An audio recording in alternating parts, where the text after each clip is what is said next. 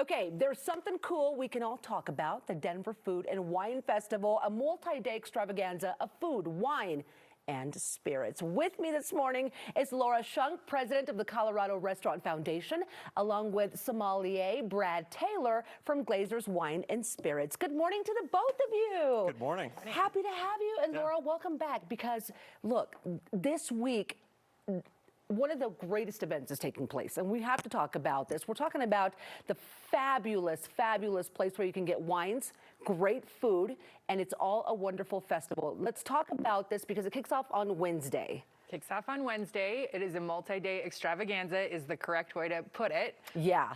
Events across 4 days to really get into kind of what the best of Denver has to offer. So lots of food, lots of wine. We kick off on Wednesday with the Riedel Seminar, chance to taste wine out of really great glassware. Thursday, we go into Shake and Break, which is our cocktail and food truck showdown, and then we culminate with the grand tasting on Saturday, which is our big 40 restaurants, hundreds of wines and spirits, just chance to really get out there and taste what Denver has to offer. Oh my goodness, it's the Denver Food and Wine Festival, and of course we had to have a sommelier this morning. Brad, let's talk to you for a minute. Sure. A sommelier, what exactly does that mean? So it means a number of different things. You can be a wine professional in a restaurant, working the floor, selling wine to customers. And there's also, there's a certification program called the Court of Sommeliers, Master Sommeliers, that you can go and obtain the education for the certification. Yeah. So there's a whole education part to it. There's a lot. Yeah, there's a lot to the world of wine. It's pretty crazy when you think about how much there is to know. So yeah, pretty extensive process. Yeah. And the training, what is that like? It's pretty intense. I mean, there's a lot of book work, a lot of study, a lot of theory. And then there's a lot of, actually tasting wines to be able to figure out, without knowing what a wine is, to be able to pick out what you think it is from the entire world of wine. It could be anything. So very difficult, very challenging process. I think that is so awesome. Well, what can you teach or show me right now about what you've brought? Yeah, so today we have two wines here. So we have Paul Roger. This is going to be a classic kind of French champagne. So we'll start off with a little bit of bubbles. If you guys want to cheers and take a little we want to cheers. Happy Friday or Monday. Monday. Yes, okay.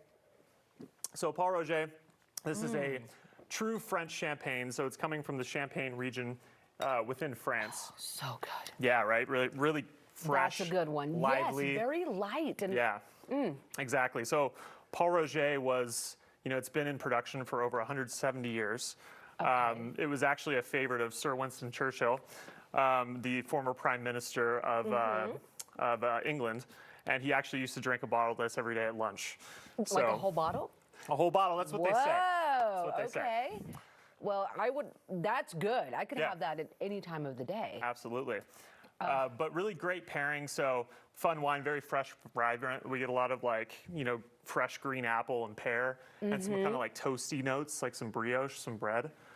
Really excellent pairing for almost anything. So from fried chicken all the way to seafood, you'll be happy with this wine if you're running around Denver Food and Wine looking for something to pair. This is the one, right? This is the one. I want the one Brad showed on Colorado and Company. You're going to have people coming up to you and saying that. The aftertaste is so good, too. It is very long finish, kind of lingering. It's wonderful. Okay, and what about this red one? So this red one, this is Quinta Sardonia. So this is a Spanish wine.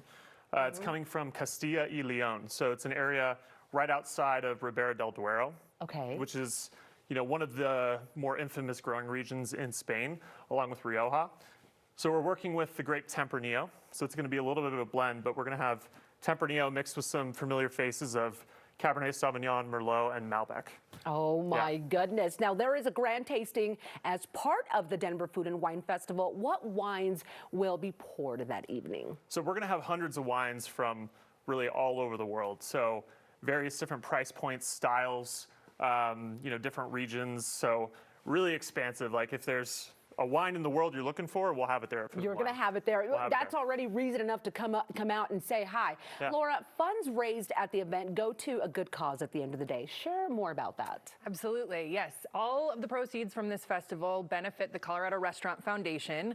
Colorado Restaurant Foundation helps individuals in the restaurant industry advance and thrive. So this really supports our entry-level programs, getting folks into the industry, our high school culinary program, Pro Start, our apprenticeship program, our internship and bridge program, and then our whole person support. So we also support mental health and financial well-being and hardship funding. Yeah. So all of that is part of the cause of the Food and Wine Festival. And it's such a great cause, and I also think it's a big part of Denver, too. So, again, kicks off this Wednesday. Thank you both so much for being with us today, and that is definitely a great white right there, this one. Okay, here's the deal. Tickets are going fast for the Denver Food and Wine Festival, September the 4th through the 7th, with special events each day. If you want tickets, you want more info, all you need to do is go to denverfoodandwine.com, and hopefully we'll see you out there. Again, it's this weekend. We'll give you something great and fun to do.